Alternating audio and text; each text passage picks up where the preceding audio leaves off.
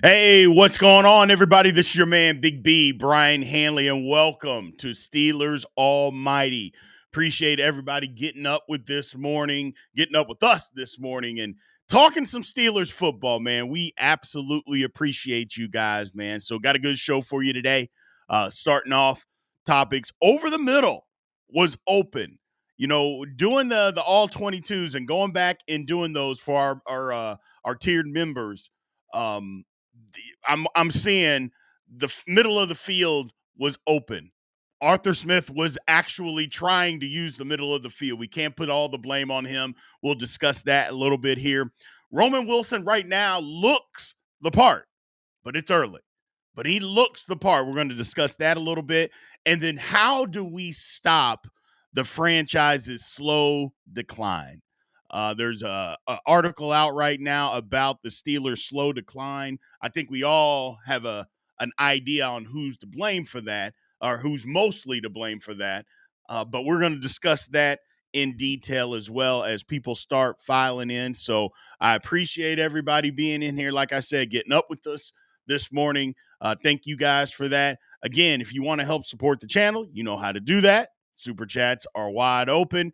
Also, you'll see big merch is available as well. So make sure you click on the link. It's in the chat if you want to buy Steelers Almighty merch. Right now, the Steelers Almighty alcoholic merch is what is out there, but there's others that are on the way, will be there soon. And you can get a Steelers Almighty shirt right now if you choose, but we'll have plenty of other stuff available as it gets available to us. So we're working on all that, but the stuff that you guys were asking for, it is now available. So make sure you take advantage of that now. Other than that, people, let's get after this thing. So first things first, Pittsburgh Steelers, the offense. We've talked about it. I don't even want to say ad nauseum. We've talked about it, and basically what needs to happen, the Pittsburgh Steelers need to use the middle of the field. We've got all this talk about, tight ends, and Steelers are going to possibly trade for a Kyle Pitts or a Jonnu Smith and DK Metcalf going over the middle. But we didn't throw the ball over the middle very often last season. There's a couple of instances. And look, I'm going back, like I said, I'm doing the all 22s for our all pro members and higher. So if you are a member and you want to see that, you have to be a member at the all pro level. They are on our Facebook page doing our all 22s.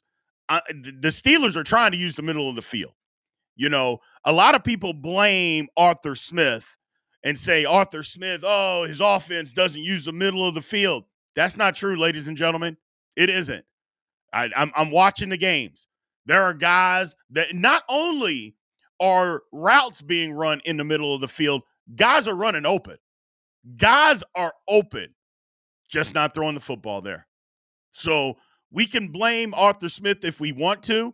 I'm telling you, it's just not the situation. Zay Curry, what's going on? Appreciate you being here. Mike Drop Sports, thank you for showing up, Jason. Everything as well. So, it's just one of those things to where I'm not saying that Arthur Smith is blameless. So I will never say that he is blameless. But what I am saying is a lot of us despise his offense because we think that it doesn't use the middle of the field. I'm telling you now, there are plenty of routes that are using the middle of the field, and guys are open. They just didn't throw the ball there. So what's going on, Jamal? Appreciate you being here. Zay Curry's got a point here. He says, no, Justin Fields used Mount Washington one time for a touchdown. That was a red zone, so we didn't use the middle of the field. Yeah, we didn't use it. But it wasn't because the plays weren't being called. That's what I'm telling you. They're there. And it's not just one game. Multiple games. Guys are running over the middle of the field, and they are open, and we're not looking there. And Russell Wilson, that was always Russell Wilson's thing. Even back to Seattle, he didn't use the middle of the field. Well, okay, that's fine if you don't. Part of it is because he's too short to see the middle of the field. But guys are there. Guys are there. So it's not a, and I don't mean, and I don't count the middle of the field because there's a comment came in from Ron's talking about check down. Check downs to me don't count as using the middle of the field. Maybe somebody wants to count that. I'll never, ever, ever, ever count a check down as using the middle of the field. I'm talking about you drop back, you look, somebody's running a dig, somebody's running a crossing route, even a stop route. Hey, tight end run 10 yards, stops, 7 yards, stops in the middle, and you throw him the football. Okay? But not a back out of the backfield or a tight end staying in the block and then he just drifts to the middle. No, no, no. Check downs don't count. Not in my book, and I would guess not in your book either. But it's Mike Tomlin. I don't want to just bash Mike Tomlin, but Mike Tomlin said it. He came out and literally said in an interview, a component of us keeping the ball and not turning it over, it's more risky to throw the ball in the middle of the field than it is not. So he doesn't like using the middle of the field. He said that. That's not hyperbole. That's not a hidden meeting. He literally came out and said it. So if your head coach is telling you not to use the middle of the field, I don't know what else to do. Now, part of that is I don't think he trusts the quarterbacks that we had on the roster last year to use the middle of the field. I mean, okay, but if the middle of the field is open and these are professional football players, either you trust them or you don't. And if you don't, then why are they on your football team? That would be my first question. Is like, if you don't trust these guys to be able to use every part of the football field to help you win games, if you can't trust them to do that, I don't even blame you for that. I blame you for having them a part of your football team. Because if you've got guys on your team that can't do the things that you need them to do, why are they there? That would be my question.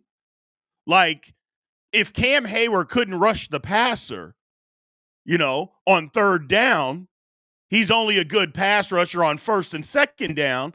Would Cam Hayward be part of the Pittsburgh Steelers? No. I mean, why would you do that? If you've got a guard that is only good at pass blocking, he can't run block. He just can't block anybody. Would he be on the field? No. So you're telling me you don't trust a quarterback to throw the ball over the middle of the field and he's playing? Come on, man. At this point, we're not even trying. We're not even trying.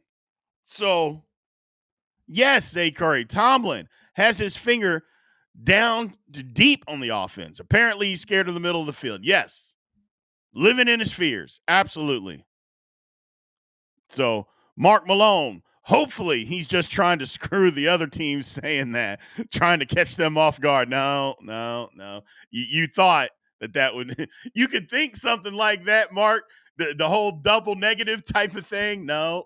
And it was frustrating. It's really frustrating going back and looking at these games thinking, we're at the Washington game, and Washington game, there's one time that McCole Pruitt, now you could say, well, it's McCole Pruitt. Hey, he's a player that's playing in a national league or a National Football League game. He's running a route. The man, there's not anybody within 20 yards of him running down the seam. Like, he didn't juke somebody and somebody fell down, or he didn't run a crossing route where he got lost in coverage. No. He lines up at this tight end position and he's running down the hash. He just ran straight. He gets a release, runs straight down the hash. The safety's on the other side of the field. There isn't anybody within 20 yards of him. And they don't throw him the football. And he's jumping up and down, screaming. And I'm like, I get it. And of course, and it wasn't a play where Russ was being pressured. He held onto the football and was looking right. Never looks left.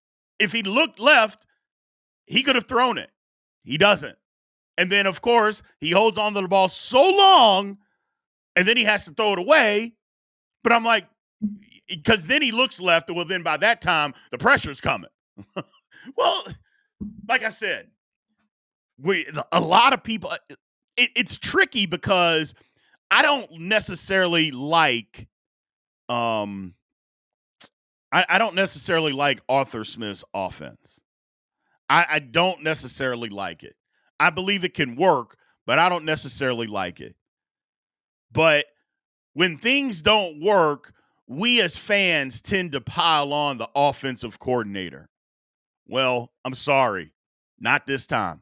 The offensive coordinator is right, or at least he appears to be, because there are plays that are open and quarterbacks just, or in Justin Fields' case, it's even more egregious because Justin Fields would look and he would see the guys open in the middle of the field. He just didn't trust himself and didn't throw the ball. He would be looking directly at him.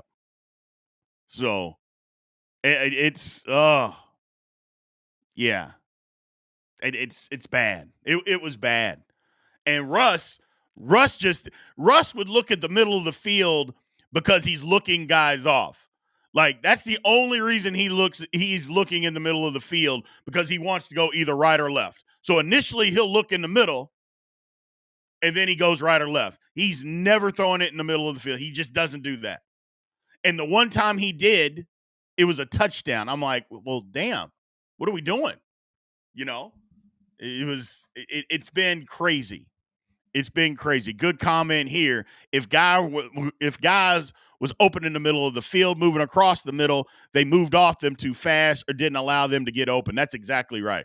Russell Wilson has been the king of, okay, I'm dropping back, I'm looking. If you're not open in 1 second or initially, like, he didn't throw anybody open. And I'm like, come on, man. Just what are we doing? So, what's going on, Robert Smith? How you doing? Yeah, it was pretty bad last year. But that's all I'm trying to get across to Steeler fans, is that we just didn't use the middle of the field, but it was more quarterback based and Mike Tomlin driven. Quarterback based and Mike Tomlin driven.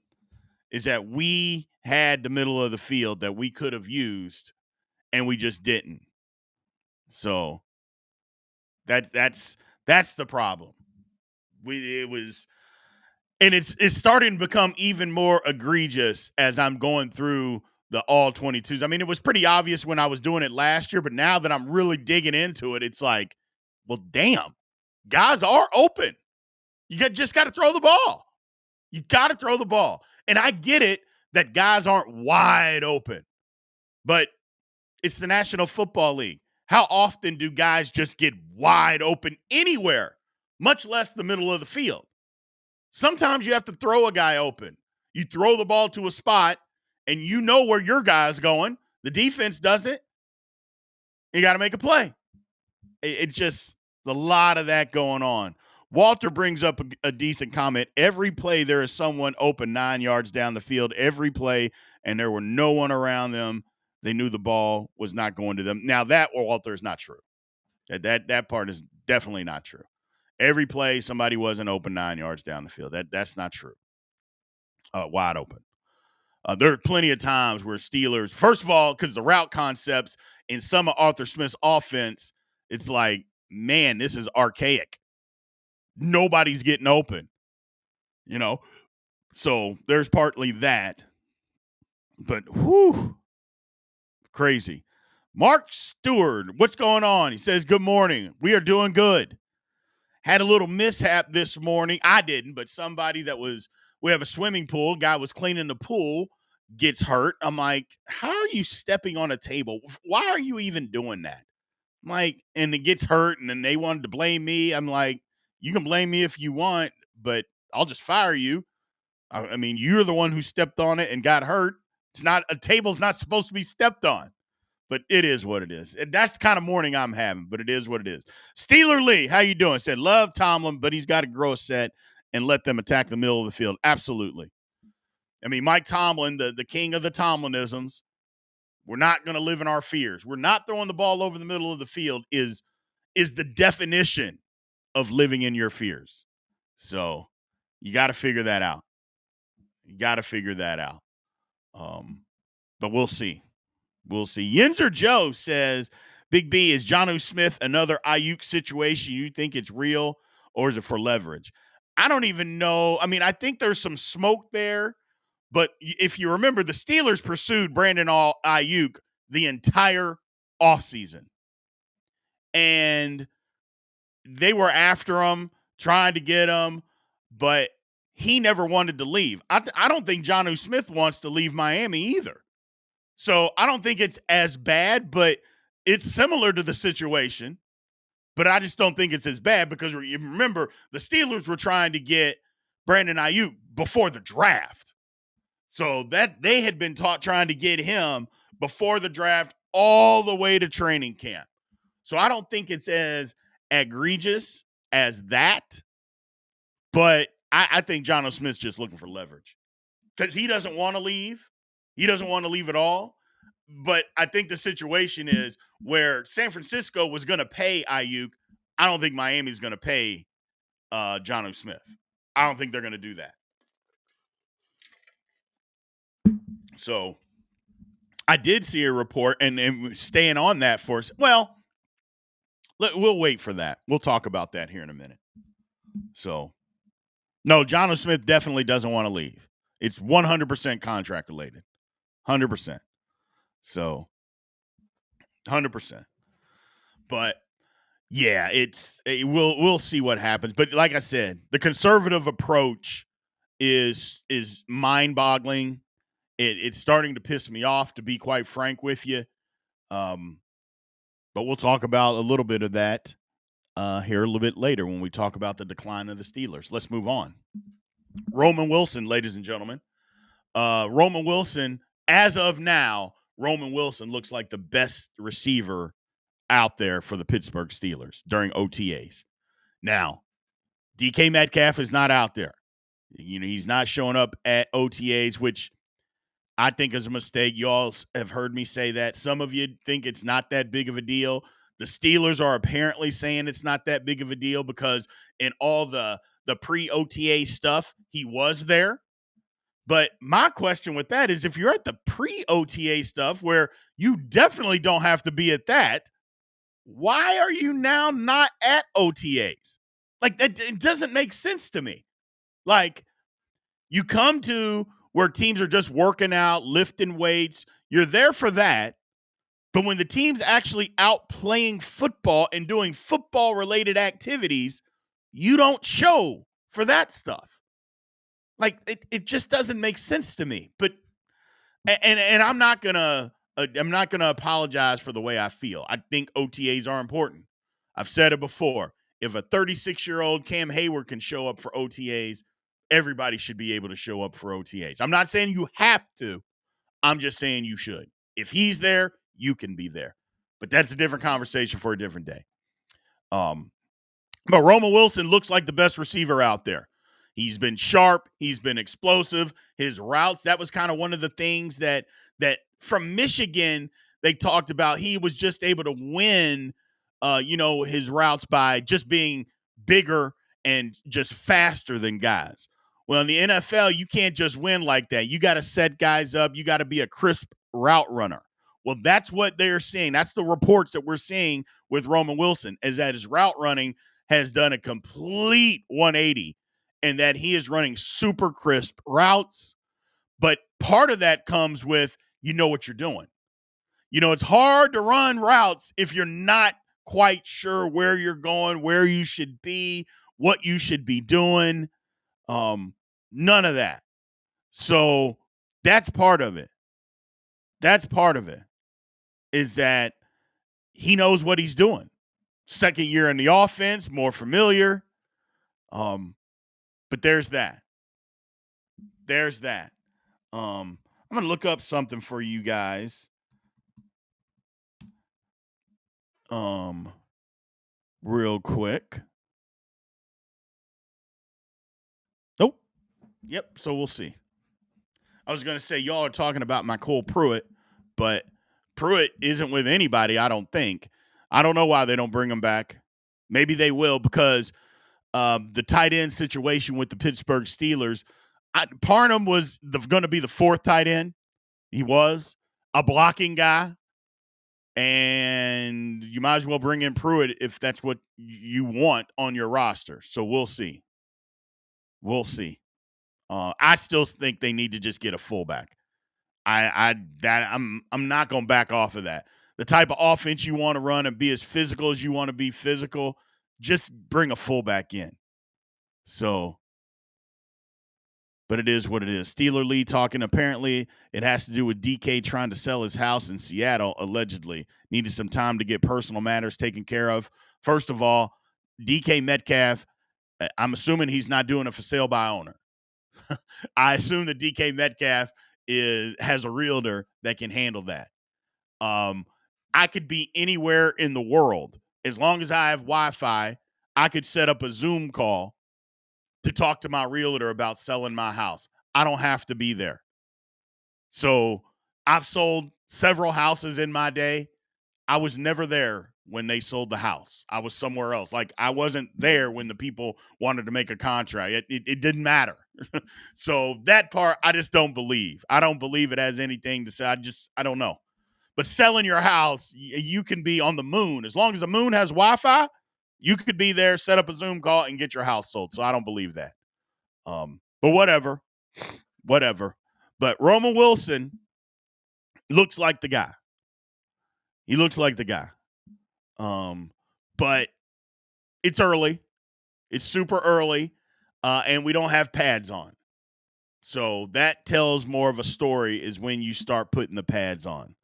So, but that's the situation, is that he looks like a really good receiver right now. The Steelers are hoping that he's the answer at wide receiver number 2. Now, whether he is or not, hell, I don't know. Like I said, put some pads on, and then we'll have that conversation when we need to have that conversation. But as of now, he looks good. And I know a lot of people want to dismiss it, but what would you be saying if Roman Wilson looked bad? Let me just ask that. I'll be the devil's advocate. Let's just say Roman Wilson looked bad in OTAs. We would be saying he's a bust. He can't play. Let's cut him. Another wasted pick. We'd be saying all of those things. All of those things. And deservedly so. Deservedly so. But since it's the other way around, I don't think we should just also poo-poo that and just say, well, it's not in pads. We get it. It's not in pads. We understand it's going to look different once pads come on. However, he does look good. So isn't that what we want? We want him to look good. We don't want him to look bad. You know, we don't want to have to say he's a bust. We don't want to have to say it was a wasted pick. We want him to say, okay, whatever happened year 1, apparently he's gotten better. It's year 2. Let's go. Doesn't mean that he's a finished product. Doesn't mean that he still doesn't have a long way to go. It doesn't mean that. But what it does mean is that what we wanted to see was improvement from year 1 to year 2. At this particular point, it's improvement. Is there a ways to go? Yes, there is. But again, to play devil's advocate, if he looked bad, we would all be frustrated. But he looks good, so just accept that. Accept it, knowing that it doesn't mean a hill of beans once the pads come on. Okay, that's fair. But also accept it just saying, okay, he could look bad. That could be the alternative, but he doesn't. And that's okay. It's okay. It's okay to just say that he looks good right now. And maybe that's the best way to say it, is that right now, Roman Wilson looks good. We know things are going to change in the future, and he needs to look good during that time period. But the only thing that we can judge him on is right now, and right now, he looks good and not bad. I'll live with that. I will 100% live with that. So that's the whole thing. That's the whole thing. Is that right this second, he looks good. So, does everyone remember DK's situation when leaving Seattle? He was happy or not? Did he want to stay in Seattle? You know what? You didn't hear any rumors about him wanting to move out of Seattle. So you didn't hear any rumors about him wanting to leave, complaining. Now, it doesn't mean that that wasn't the case. I just didn't hear any of those rumors. You know, I know the Steelers had been targeting him for a while, and when I say a while, a couple of years to try to bring him in. And they got the opportunity, and they did. He was going to need a new contract. The Steelers gave him a new contract, and I don't think Seattle, because Seattle is in rebuild mode. New coach, new quarterback, new everything, and Seattle, a new regime. They're just like, you know what? Let's move on. We're not going to give him a new contract, so let's get some new draft capital and start over. So I don't think it was a bad situation. It was just a situation that both sides just said, hey, it's probably best if I just move on, you know? And I think that's what happened. Because, like I said, new coach, new quarterback, new regime, new everything. And they're like, let's just start fresh with a different guy. Now, I know their coach has been there a year, but everything's still, I mean, they got a new quarterback. They're just starting over. They're starting over. And they got rid of 3/4 of their receiver room. They still have JSN there, but they got rid of Tyler Lockett. They got rid of DK Metcalf. It was just a fresh start. They just basically ripped off the Band-Aid. I don't think there was any hard feelings. So that's all. But again, and I get what you're saying, Omar, as far as internal mindset. And maybe people were saying, oh, well, he's not wanting to show up to Pittsburgh because he never wanted to leave and he's just trying to get past it. But he was there during the non-mandatory just team workouts, lifting weights, running. He was there for that. So that's my thing is like, if that's your mindset and you haven't gotten over and you're pissed about being traded, you wouldn't show up for weight training and conditioning. There ain't no, that's the last thing that you would show up for. You know what I'm saying? It's like, you're not showing up for weight training and conditioning if you're, and then not show up to OTAs if you're pissed about being traded. That wouldn't make any sense. That's all. But I like your question, though, Omar. You're on the right mind. You're on the right frame of thinking. So you are on the right path. So I get it. Yes, Yinger, they got rid of Geno Smith, too. I mean, they just completely started over in Seattle. So, and I think this is just part of it. But that's the gain for us because, look, you can start over if you want to. I don't know why you wouldn't start over with DK Metcalf, but I think their thinking is don't want to give him a big contract. We've got a good young wide receiver. The wide receiver class next year is going to be good. I think that's what they're thinking. They're just completely starting over. So, completely starting over. And you're right about mandatory training camp. Him showing up for that. If he doesn't show up for that, we got a problem. We've got a problem. You know, DK doesn't show up for mandatory minicamp next week, then we can start talking about a problem because not only is he not showing up, he's willing to give up money to not show up because minicamp you get fined and it's a crazy amount. Maybe not a crazy amount to them, but it's a crazy amount. I think it's like either $50,000 or $90,000 a day. Something of that nature. Well, who the hell wants to give up that kind of money?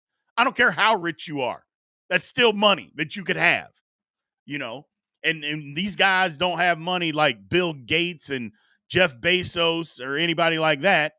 They're rich, but $90,000 is still $90,000. So, and that's the whole thing. We've got a problem if that happens. Hopefully, we don't even have to worry about that. Hopefully, we don't have to worry about that. But Roman Wilson is looking good. He's looking good. And again, against the alternative of him looking bad, I would rather the reports be that Roman Wilson looks good than the reports be that Roman Wilson looks bad. That's all I'm saying. I'm not saying that it means anything once mini camp starts, training camp starts, preseason. the regular season. I'm not saying that it looks good or it means anything in relative to that. All I'm saying is I would rather have a guy look good in what we can base it on, what we can judge him on, than look bad. You know what I'm saying? I don't want the reports coming out that Roman Wilson sucks. I don't want the reports coming out that Roman Wilson looks terrible. I don't want that, man. I don't want that at all. So AWOL says, hey, Big B, since they couldn't get Jono, I think they're going after Mercedes Lewis. Him and Aaron Rodgers were good teammates in Green Bay. I said it here first. I mean, what are we trying to get the whole AARP team? I mean, Mercedes Lewis, I think, is older than Aaron Rodgers, which is insane for a tight end to still be playing at that age. But, I don't know. Hey, Felicia's here. What's going on, Felicia? How you doing? Appreciate you showing up. Thank you. Wisconsin Cheese with the first super chat. We appreciate you supporting the channel, man. Said, should the Steelers get Cousins, Pitts in a package? Yeah, I don't know. Look, you all know my deadline for Aaron Rodgers being serious about winning, it was last week. If you haven't been in an organization and I'm going to stick to this. If you haven't been part of an organization, you haven't worked with the receivers, you haven't practiced, you haven't been a part of any of that, and then OTAs come around and you don't want to show up for OTAs and you say that you have personal issues with people, with close family members, which I'm not disputing. He probably does have that. But that didn't keep you from going all around the country doing interviews, doing podcasts, doing live TV shows. It didn't keep you from doing that, but it'll keep you from practicing football, which is your paid profession. Well, then I have a problem. And that's why I have a problem with it, is because you're not serious about winning football games. Because if you have time for that, you have time to spend 3 days in Pittsburgh with your future teammates. That's all. That's all I'm saying. And I'm never going to back off of that. You're never going to get me to tell me any different. You can say he's 42. You can say he doesn't need OTAs. Fine. But you do need it when it's a new football team. Just for the simple fact of camaraderie in the damn locker room, man. And that matters. Just for a familiarity with the offense, hand signals, all this kind of stuff.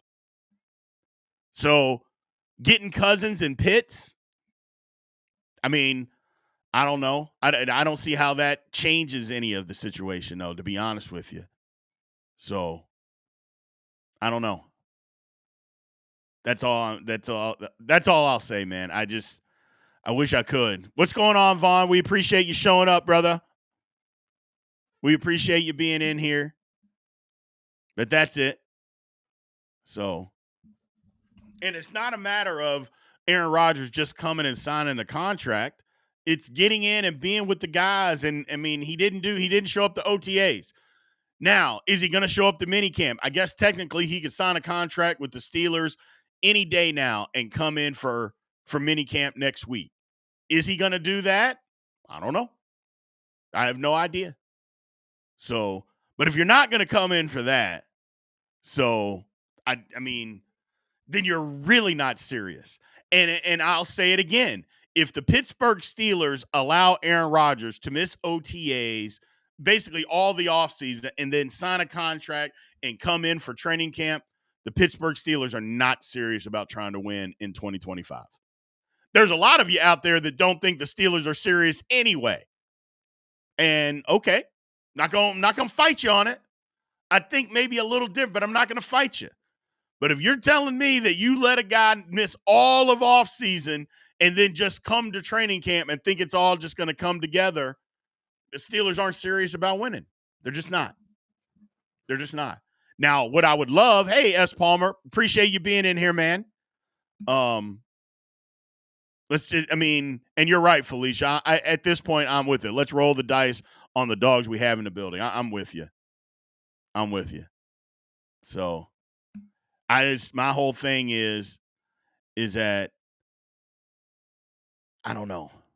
people in the media say that he isn't signed, so why get mad at someone unemployed? I'm not mad at Aaron Rodgers. I'm not mad at him.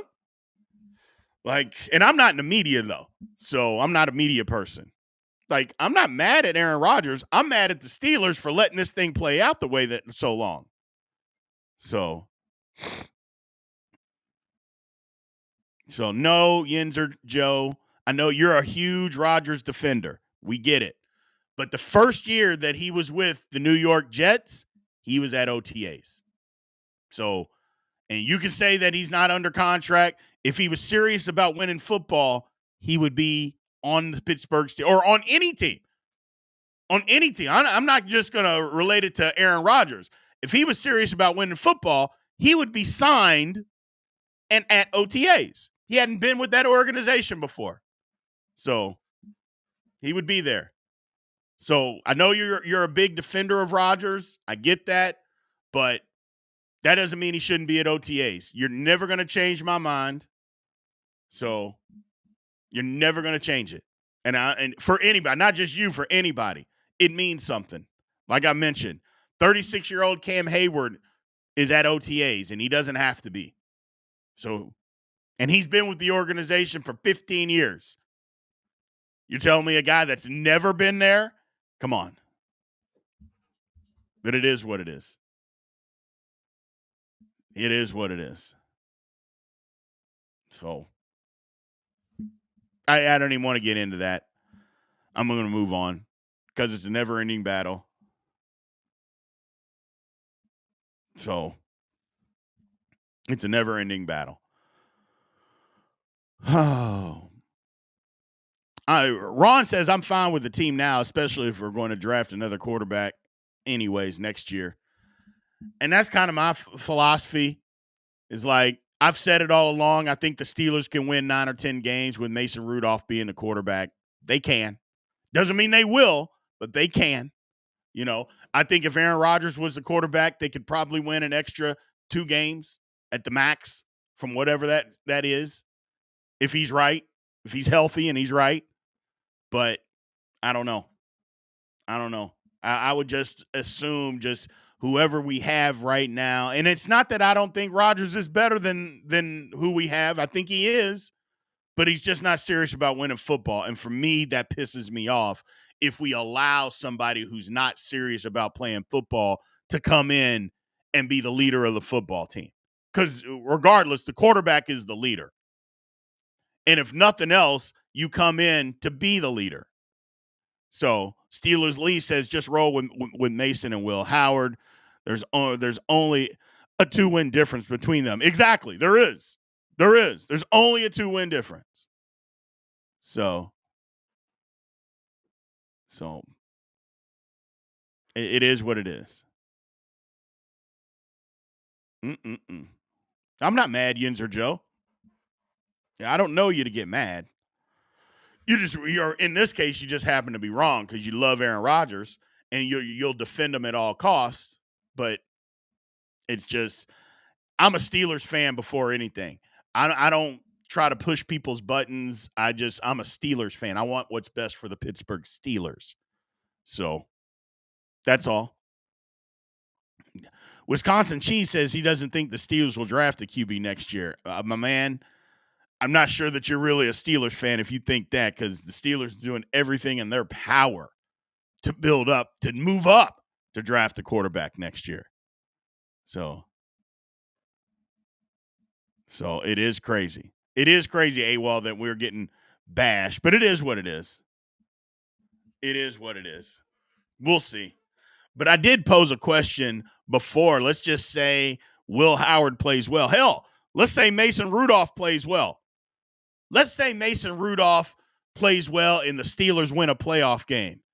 Are we still drafting a quarterback in the first round? My answer to that is yes. I don't care what the Steelers do. I don't care if the Steelers win the Super Bowl. Should the Steelers draft a quarterback in the first round in the 2026 draft? Yes. I don't care. I don't care if they win the Super Bowl. I'm serious. Yes, you draft a quarterback in the first round of 2026. No matter what. no matter what. So, but that's kind of speaking on what our next topic is: how do you stop the slow decline of the culture of Pittsburgh? Like, how do you stop the franchise's slow decline? Because slowly the Steelers are declining. That's happening. So that's the whole thing, is that we've seen what the Steelers were, and over the last decade, it is slowly taking a slide. And I'm like, how do we stop that? Well, first, you have to start thinking about the common denominators that have been around since this slow decline. And there's two of them: Art Rooney II and Mike Tomlin. Now, it's pretty apparent that Mike Tomlin isn't getting fired anytime soon. So, they just gave him a new contract that kicks in this year, $15 million a year with a no trade clause. So, they're not firing him. I know a lot of people say he's got to go, but unfortunately, like my man Big Pun, a coaching change is imperative. I get it, and you're right, but that's not going to happen. So I keep saying the same thing, and I'm a victim of what I say myself. I keep saying, well, I'm fine with Mike Tomlin if he changes his philosophy on football. Has he changed? Like, you guys could call me out on that. Well, damn, Big B, you keep saying that, you're with Mike Tomlin if he changes his philosophy, but he ain't changing his philosophy. You would be right. So I'm a victim of it myself, of living in non-reality, because he hasn't changed, and that's the whole point. It's like, I don't want to be a Mike Tomlin basher, but I can't keep saying the same thing and it not happening, and then keep living in a world of, man, the Tomlin will be fine, man. He'll be fine. He just got to change his philosophy, but he never changes. If anything, it's gotten worse. So, if anything, it's gotten worse. And that's the point. And yes, Mark Malone, it started with the putrid offense, because I feel like this, and you all let me know what you think about this, is that it started when the Steelers lost that playoff game to Jacksonville. The Steelers had an amazing offense, but that defense was horrific. It was horrific. It didn't help that Ryan Shazier had gotten hurt, but the defense was terrible. Couldn't stop anybody. And we got beat by Blake Bortles. 45 point. Come on. Come on. And that's what happened to the Steelers.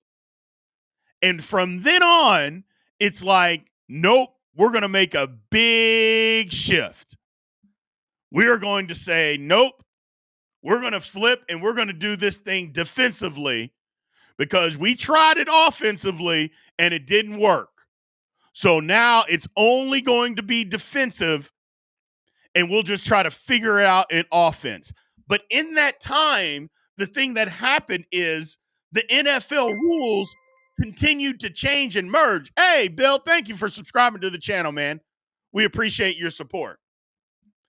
The rules and the philosophy of the NFL have changed so much.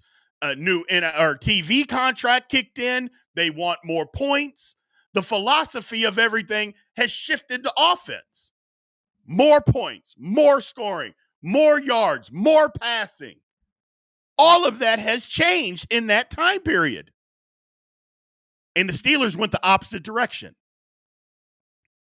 That is what changed. Now, I don't think Joseph losing to... Now, don't get me wrong. As fans, losing to Tebow and him throwing for 5,000 yards against us, that hurt more, because you're like, this guy can't even throw a ball straight, and yet we can't stop him. So, don't get me started on that game. I was trying to have a good day, Joseph, and you just blew it for me. I'm trying to have a good day. Lord. But no, that's what hurt worse is we tried it offensively. We said it didn't work. No, we got to go back to defense. Got to go back to defense. Well, then everything in the league changed and the Steelers went the opposite direction. And until that happens, until they say, no, you can't, you can have a good defense, but you also have to have a good offense. You got to have a quarterback. You got to be able to throw the ball. You got to be able to protect. You have to be able to do these things. Until you do, it's just not going to work. It's just not going to work. And I don't know. It's that's where the decline is coming from. How do you change it? I guess let's stop harping on the negative. Let's try to come up with some solutions here. Let's have some therapy. Well, the first thing is win. Win a playoff game. I think you got to win a playoff game first. But how do you win a playoff game? I think that's the thing. It's easy for me to just come out and say, well, the Steelers got to win. You're right. They do have to win. But how do you win? And all of you all in the comment section are all saying it. Got to play modern day football. Got to play modern day football. So that's the thing. Now, AWOL brings up a point. He says, but you got to remember we had a lot of crash out players that Mike Tomlin couldn't control, like AB, Chase Claypool, GP. We don't have any now, so let's see what Tomlin does. Well, here's the thing about that. Before AB, basically the last year and a half, before he went crazy publicly, now I'm sure he was doing crazy stuff in the locker room, he was fine. And on the field, AB was fine. And not just on game day, he was the hardest working guy on the team. He was fine. We didn't know that AB was going bonkers until that night in Kansas City when he went Facebook Live because he got paid to go Facebook Live inside the locker room. We didn't know any of that. So he was fine. And especially on the field, you didn't see any of that stuff. So, and that's the problem. That's the problem, in my opinion. So, Trez says, I think we tried to invest in offense, but players like Pickett, Pickens, and Najee never worked out. You would be right, but I would say they invested in the wrong players. I don't think Pickens was the wrong player. I don't think George Pickens was the wrong player at all. Kenny Pickett was absolutely the wrong player. Najee Harris, for as tough as Najee is and playing behind a bad offensive line, I'm still not going to say that Najee was the wrong player, maybe. He was the wrong player at the wrong time. There were other guys that we could have taken, but he was the wrong player at the wrong time. I'll say that. Because Najee's skill set didn't match up with the lack of offensive line that we had. Now, look, the line was better last year, wasn't great, but the lines the 2 previous years, those lines were atrocious. I mean, just atrocious. The previous 3 years, they were terrible. Terrible. So, not his fault. Not his fault. The best line he had was his rookie year, and all those guys were on their way out. So, I don't know. That's just me talking.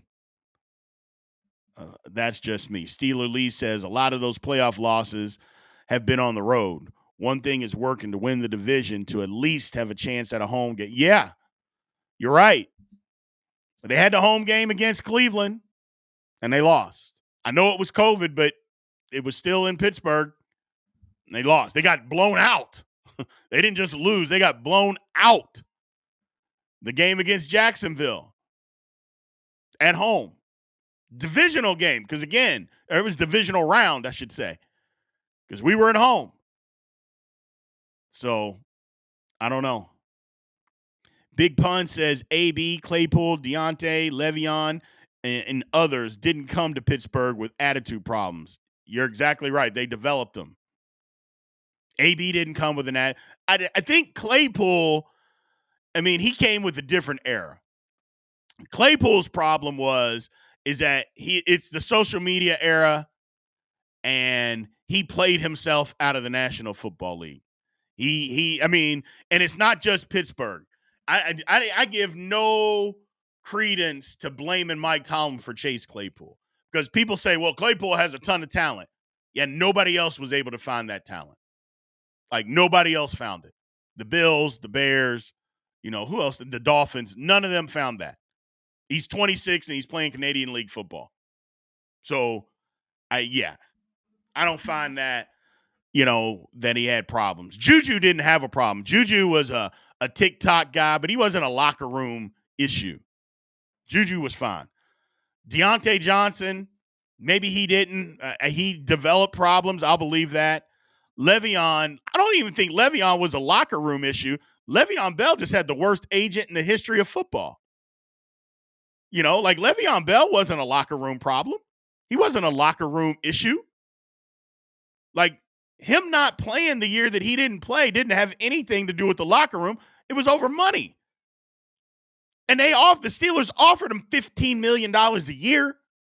He didn't want that. So he sat out all year, and then he went to the Jets for less money, and he was out of the league 3 years later. So there's that. But yeah, it's Tomlin has to take a huge chunk or responsibility for what's going on in the Pittsburgh Steelers locker room and for the decline of the Steelers. But it's not all on him. Art Rooney II, Kevin Colbert, and his lack of drafting, near the end of his tenure. But then again, let me ask you guys this. We knew Kevin Colbert was retiring. Why the hell would you let him draft one single person in the 2022 draft? Like, that doesn't even make sense to me. Like, okay, this guy's going to retire, but we're going to let him have a draft on his way out the door. No, go retire. But we didn't, and we paid the price for it. We paid the price. So,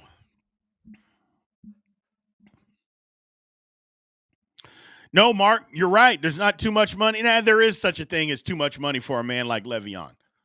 And the NFL proved that there was such thing as too much money for Le'Veon.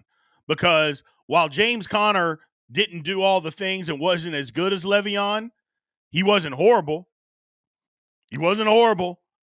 And the rest of the NFL said, yeah, we're not going to give you the kind of money that you want, Le'Veon Bell. And they didn't give it to him. He took less. He lost money and was out of the league in 3 years. So to say that there's no such thing as too much money, well, the NFL said, yes, there is. And he didn't get it. Not to mention, he lost the $13 million that he could have made by signing the franchise tag with the Steelers. So not only did you take less money than what the Steelers were offering you, you also lost out on $13 guaranteed million. Like I said, the dumbest agent in the history of mankind. Just horrific. And it cost him. Awareness and accountability says it's not all on Tomlin, but the guys he brings in as coaches are on him as far as developing the talent. You couldn't have said that any better. Mike Tomlin was responsible for a lot of it. It's not all on him, but a lot of it. And he keeps bringing in these coaches that can't develop these guys, like a Pat Meyer as the offensive line coach. I'm like, come on, man. What are we doing? So, true. It's crazy. It's crazy. Mark Tobin, they're going to lock you up, man, and put you in a padded room. You keep saying stuff like that about Le'Veon Bell. You're saying you can't blame him for trying. You're right about that. He was worth it. No, he wasn't. Because nobody gave him the money. So, no, he wasn't worth it. And nobody believed that he was. Oh, Steeler Lee. Say it again. I like Connor. He just got hurt a lot. You're right. And they chose Najee over paying Connor. At the time, I thought it was kind of a mistake, but they wanted. Here's the thing. Let's just say we paid Connor and didn't draft Najee. What do we get? 10 games a year out of Connor? Najee never missed a game. Now, you could say Connor's production may have been better because he's a better running back. I'll give you that. I think James Conner's a better back than Najee. But who knows what Connor would have done behind that line, though? Who knows? Because that line was bad, man. That line was bad. So, Connor's doing fine in Arizona. He was a Pro Bowler 2 years ago. He's fine. But, I mean, they don't have anything there. They have a quarterback, but they don't have no line. So,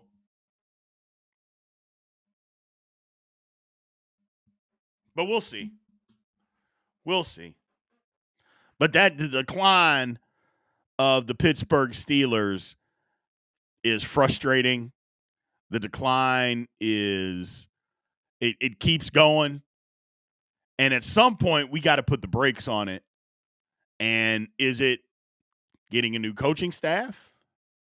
Is it, let's see, is it ownership saying, okay, I don't know. That's the whole thing. It's like we at some point we've got to make a change. But again, you guys can hold me accountable because I keep saying the same thing. I'm fine with Mike Tomlin if he changes his philosophy on how to win football games, but he never changes. So at some point, you all got to say, Big B, you can't keep saying that you're waiting for Tomlin to change his philosophy because he's never changed. You're right. You're right. You're right. I cannot continue down this path of, and I think the reason why is because I like Mike Tomlin.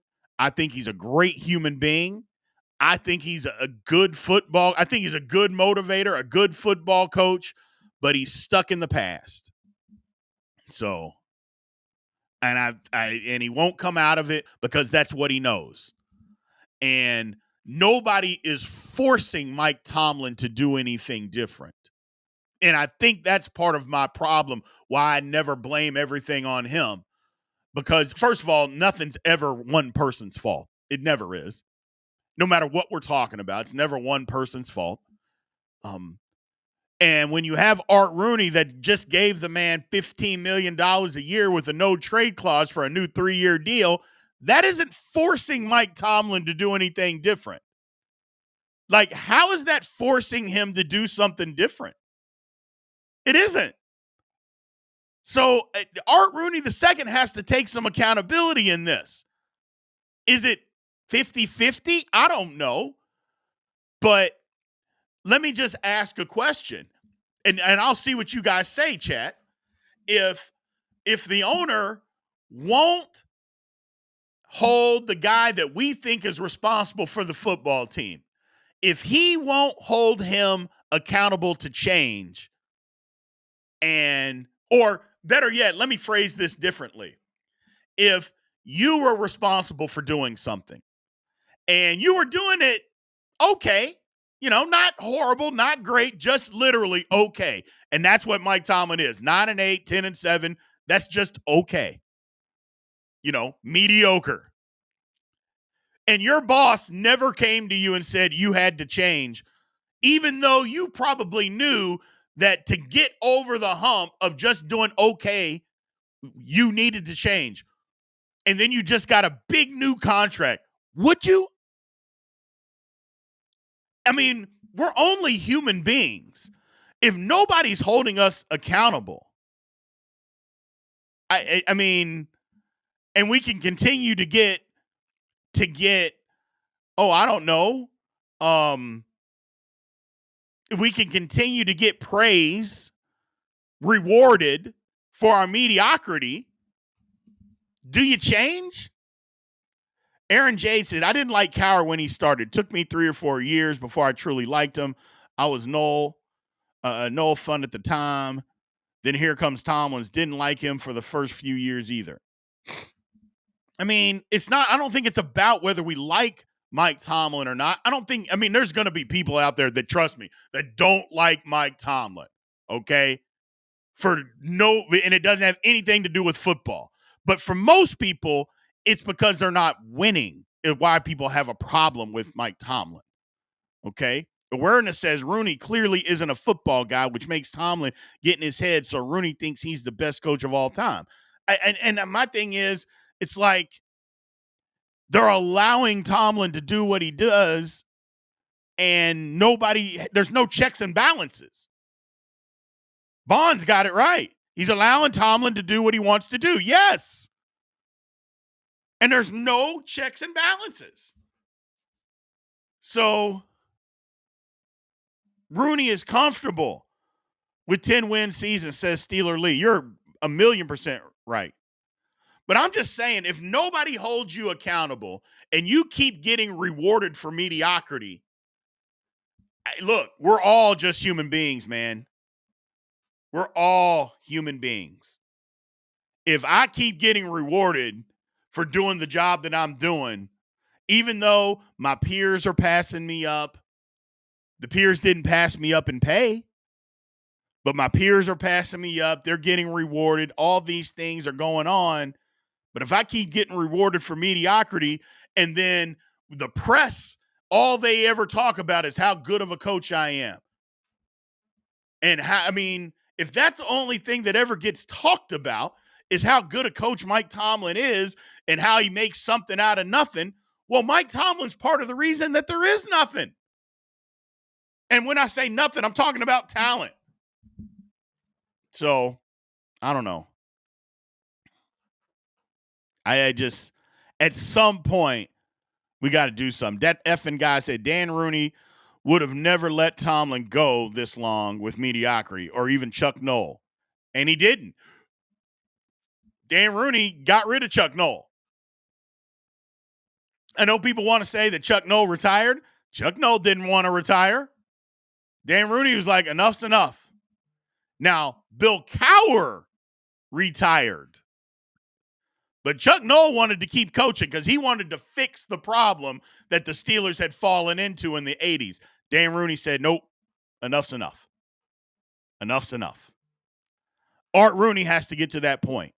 And again, I don't think it's even that you have to fire Mike Tomlin. You have to say you have to change. You have to change, and you've got a year to do it. If I see that you're making the changes necessary, we can move forward. But if not, we're going to have to part ways.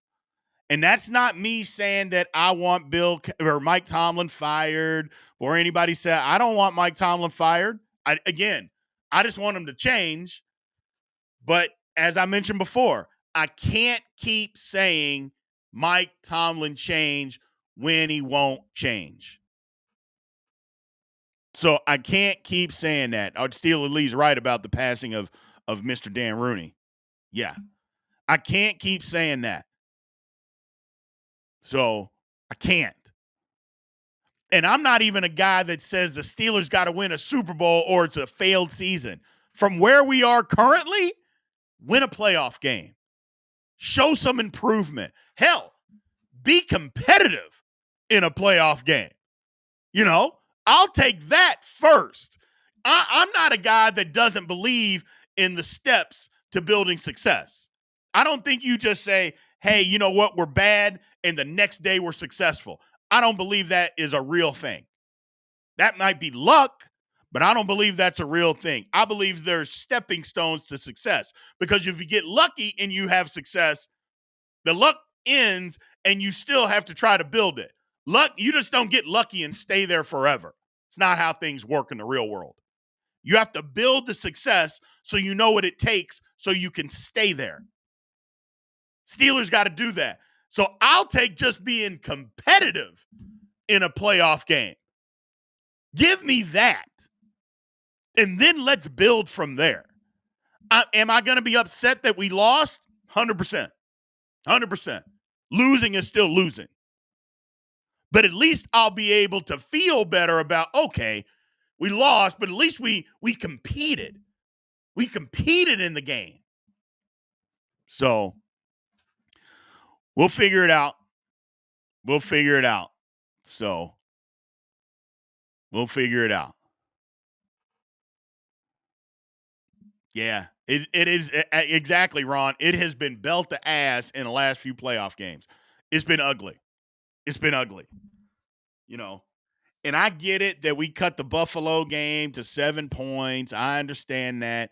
But us real Steeler fans knew we weren't going to beat the Buffalo Bills. We knew that. Because what happened when we cut the lead to 7? They went right down the field in 5 plays. They scored a touchdown. That game was over. And we knew it. And we knew it. So, well, that's all I got for you guys today, man. I appreciate everybody being in here. Thank you guys as always. Again, there is a link at the top of the chat for if you want any big merch. Where you finally got some of our merch stuff out. It is out and available for you guys to purchase if you want to help support the channel that way. If you don't have the link, it's pretty easy. It's just SteelersAlmightyShop.com. That is SteelersAlmightyShop.com. So you can click or type that in. You can get there whenever you want. And go from there. Adam, what are we talking about? Only racists say Shedeur ain't the guy. I'm black, and I don't know if Shedur's the guy. I mean, he hasn't proven one thing in the National Football League yet. Can he be the guy? Yeah. Come on, Adam. What are we doing? Don't be that guy. Jeez, not in here anyway. Not in here. So, but I appreciate everybody being in here today, man. Thank you guys again, as always, for showing up and showing out like you guys do, man. Thank you guys again. So,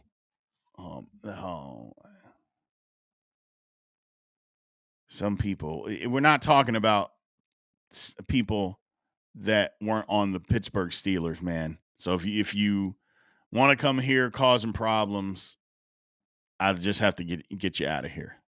So don't be causing problems in here. So we'll see. But thank you guys again, man. Thanks for showing up. Appreciate you guys.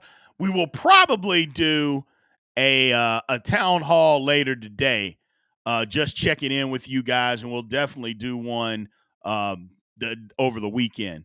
So we're not going to do it. Podcast will be out tomorrow. Make sure you guys show up like you guys always do. Until then, I will talk to you guys soon, man. Y'all have a good one.